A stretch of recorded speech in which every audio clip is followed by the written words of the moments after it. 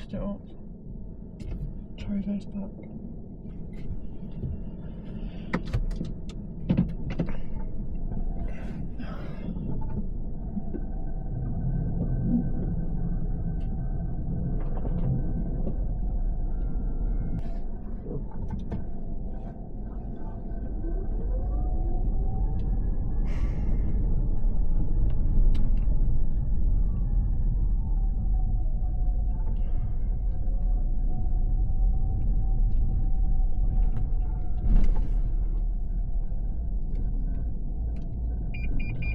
Stop the car here.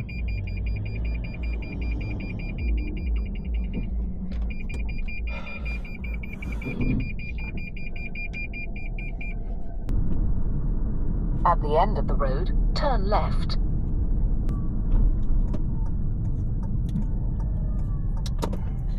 At the end of the road, it says turning left. Stop the car here, please, for me. Stop down. Stop now.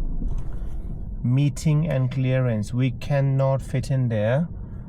We cannot give a meter. It's their road we're going into. They have got a priority. Okay, now you can go. Your first serious fault, and that was really took me by surprise, because you can see there's a big grass sticking out and the road is becoming one. Now the grass, or whatever you want to call it, is on our side of the lane. Yeah, I wasn't sure about that at all. Like. So means we are going onto the oncoming traffic. You can see the way it is. As you are going, the road is getting like this. Lower. Yeah, and then it's getting, so all this area is a grass. Means the cars are coming, is their road, isn't it? Yeah. And we can see that there were cars parked there. There was no gap for you to could have gone in there. So what you did first time, there was a black car was coming. You end up going there, stopping and reversing.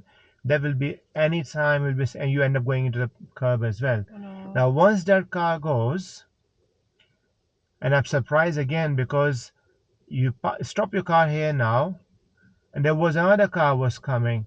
You should have asked yourself, that car is coming. There's no space for you to go. Should we move again, or should I have stayed there? Should have stayed. And you did it again. You went on the curb again. So in space of few seconds, you have got 1 to 3 meeting and clearance faults over there. You did this again further down. There was a van or white car parked over there, and you tried to overtake that. Again, narrow road. We cannot give a meter from them, can we?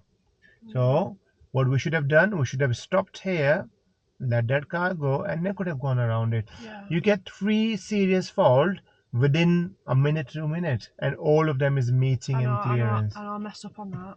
As soon as I went past that, I was like,